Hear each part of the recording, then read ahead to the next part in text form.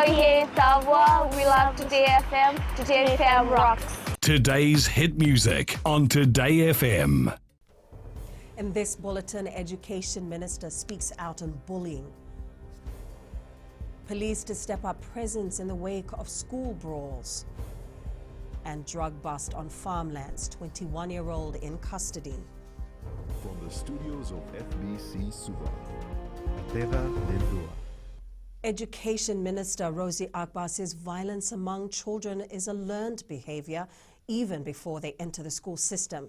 Akbar says there's no point in pointing fingers at schools and the ministry every time there's bullying because parents need to take responsibility as well. The minister adds students are repeating the same patterns they are exposed to. It's not new, and we can't say it's not happening. It's happening. It's always happened. It's still happening, and it will continue to happen if you don't break that cycle. Police patrols have been beefed up in red zones of the city to avoid any form of school violence.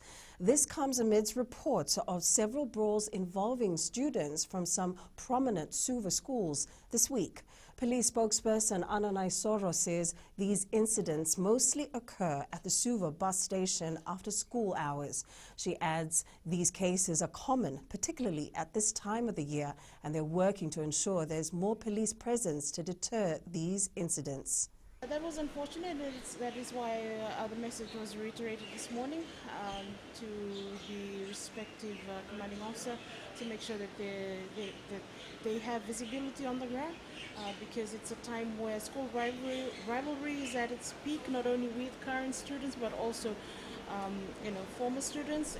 After the sporting tournaments, they always congregate in Suva and other areas.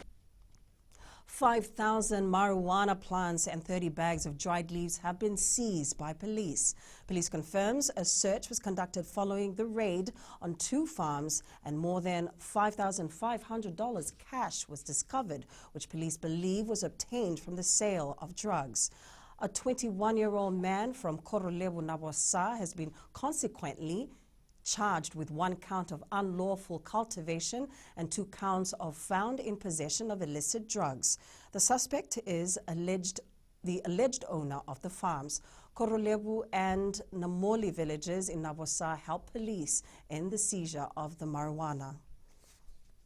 BSP Life has assured policyholders that its investments won't take a major hit from the coronavirus outbreak.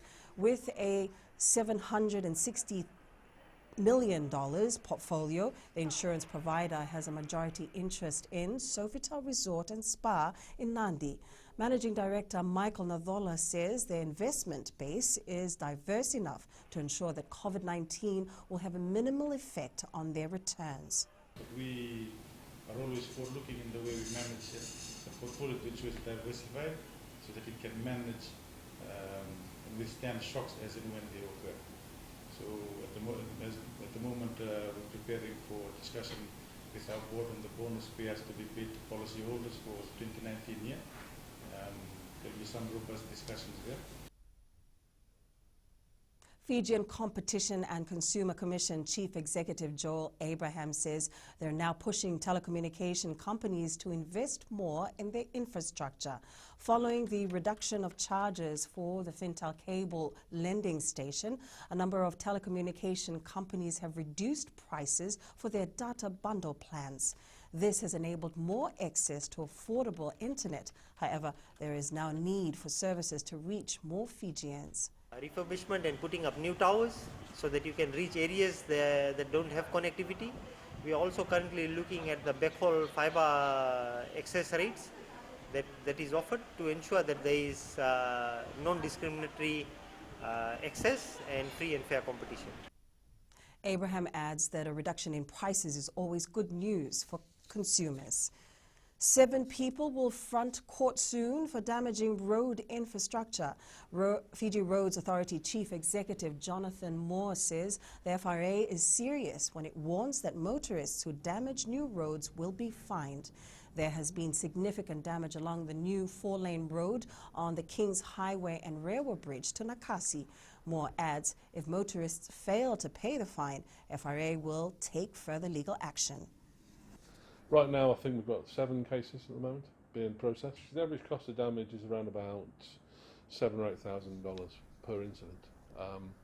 So when you look at the number of incidents on that section of road alone, that's a significant amount of money. Moore says damage caused to traffic signals are even higher, with repairs costing up to $30,000. People living with disabilities continue to receive support through mobility aid from donors, but the issue is how recipients keep the equipment is a concern. The Spinal Injuries Association says even though recipients are given assistive devices for free, it's important to consider the cost of that assistance. SIA's Executive Director, Josko Wakaniasi, says the majority of the mobility aid is from Goodwill People. You know, a lot of times when we give out wheelchairs, how well does the family look after it?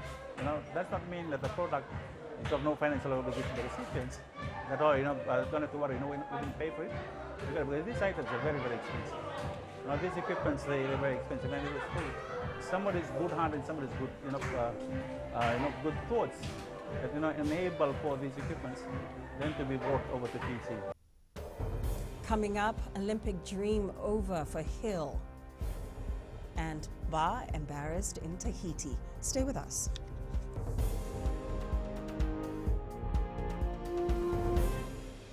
Bula FM, number 2 NSR. Bula FM, number 2 NSR.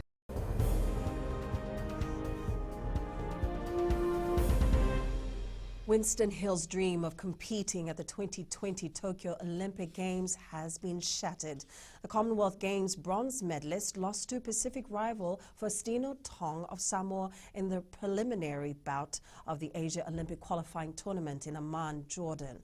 Tong is the 2019 Samoa Pacific Games gold medalist. Hill lost 5-0 to his 19-year-old opponent by unanimous decision.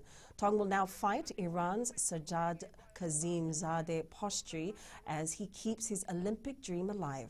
Meanwhile, the other Fijian boxer Chonin Davule lost his fight as well 2 days ago. Davule went down to Thailand's Phomsep Adichai in the 5th round. The 2 losses mean Fiji will not be boxing in the 2020 Tokyo Olympic Games.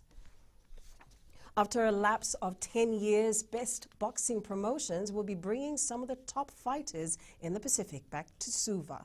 10 professional fighters from 5 Pacific Island countries, including Fiji, will battle it out at the FMF Gymnasium in Suva on March 14th. Promoter Hasmat Ali says they anticipate each fight will be a showstopper. It's coming after 10 years, and the promotion we have put on is just a fireworks. Every fight is a fight.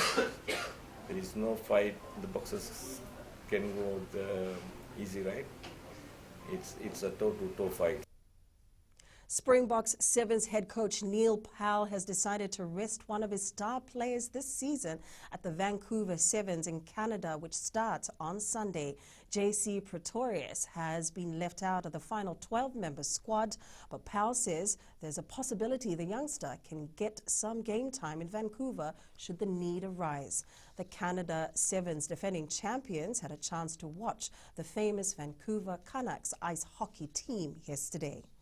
He's at this stage the player that played the most game time of everybody in the system, and we felt like we needed to give him a bit of a break. And with the 13th player, you cannot play at all. He can play 5 games, so you never know. He might still get his opportunity to play in this tournament. But I think the intentions for us is to manage him and to give him a bit of a break, and then if we need him, we know he'll be ready to play. Technique and endurance are Aspects Team Fiji archers are looking to master as they prepare for the Oceania Archery Championship next month. Making his debut for Team Fiji in the international competition, Nathan Kirk says it's vital for the team to fine-tune their shooting technique. Kirk adds being able to master their shooting technique will set the tone for the rest of the championship. Technique and the consistency is very important. You've got to have your bow arm very straight and still. Got to have your head very still, and your release has got to be very smooth. to make sure the arrow goes the same place you want over and over again.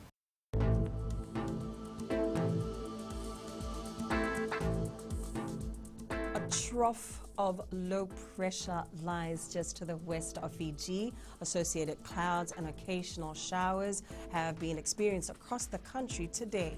The forecast at midnight tomorrow for the Fiji group, occasional showers and a few thunderstorms over Vanua-Levu as well as the northern and eastern parts of Viti-Levu. Cloudy periods with some showers and isolated thunderstorms expected elsewhere. And that is your FBC News now. Remember to join us at 7 p.m. for our major bulletin. For these stories and others, you can also tune in daily to our sister radio station, Gold FM. Safe weekend. Good afternoon.